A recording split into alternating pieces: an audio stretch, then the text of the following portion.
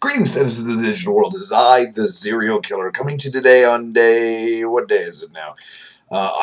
The best I can reckon is day 293 of the year of vlogging dangerously, which it might not be, but screw it, I'm calling it that. I've still done one every day, you people.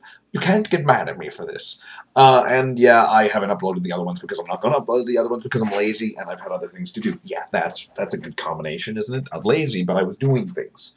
So I may or may not be going to see tomorrow, but I thought I'd do a whole roundup of the weird and wonderful and what the fuck moments of, since I got back. And there weren't that many, actually. One, I'm injured in a non-injury kind of way.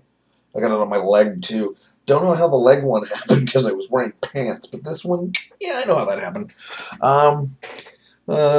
Yeah, and I'm not actually injured, I'm just ripped up. Yeah. Number two, and on the wrist. Yeah, it happens. Number two, Jack Reacher. Lee Child writes this series of books about his protagonist is Jack Reacher, a military police intelligence, or not intelligence, a military police officer in the American Army. He's an ex-officer for most of the books, although there's a bit of a time backlapse where he goes and he is an officer. But anyway, there's been like 13 plus books about this character that Lee Child writes. He's an incredibly powerfully cool character with depth that allows him to be shown throughout all these books as badass, but a badass with some background and some actual experience and some perspective and some cool stuff to him. He's got charisma and he's got grit and strength and power, and he's described as larger than life and awesome, and he's being played by Tom Cruise for some fucking reason in the movie. Okay, Cruise has got charisma, I'll give him that on film, but Jack Reacher's 6'5" by description, and built like a brick shithouse. Tom Cruise is 5'8", and I could beat the shit out of him probably. Except that he's got crazier than me going for him. So, what the fuck? At least for their first foray into the Jack Reacher franchise, they're choosing one of my favorite of the books, which is One Shot, as the basis for the movie. One Shot is the story of a serial killing, like a killing spree in Washington, D.C. that is executed by a sniper, and Jack Reacher is trying to, he's not a cop. This is the thing that has to be the key that people know about Jack Reacher. He's not a cop anymore. He was a cop, but he's not a cop anymore. He's just a drifter. And Tom Cruise doesn't scream drifter to me either, because Tom Cruise, anything he's in, he's going to be dressed in fantastically good-looking clothes because it's Tom Cruise and he has to look good to himself, right? Reacher wears whatever the fuck he was wearing when he walked into town, or if it's too old, he gets rid of it and buys clothes for 20 bucks. He's not a guy, he's a thrift store clothing guy, or if times have been good, he's a whatever wad of cash, or occasionally, if it's appropriate, dress up kind of guy. He's not a fucking great leather jacket, awesome looking guy like Tom Cruise is going to be.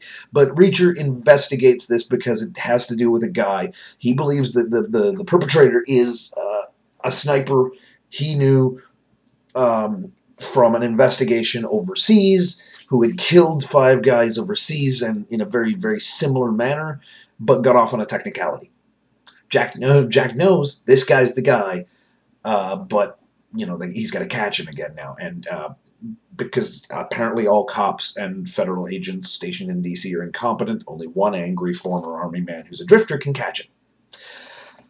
So that's a thing, and I'm downloading buttload of crap on my Xbox right now because not only did the Necromancer come out for Borderlands 2, but an entirely cool new add-on pass came out.